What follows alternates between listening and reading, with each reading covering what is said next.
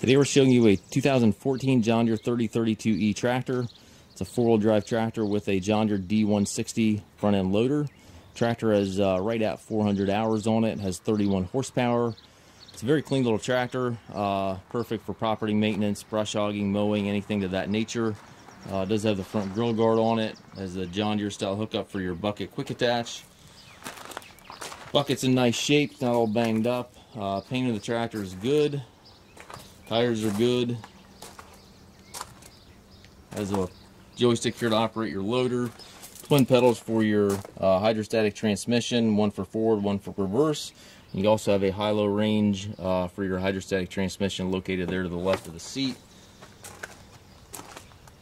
3-point hitch. It does have the drawbar kit.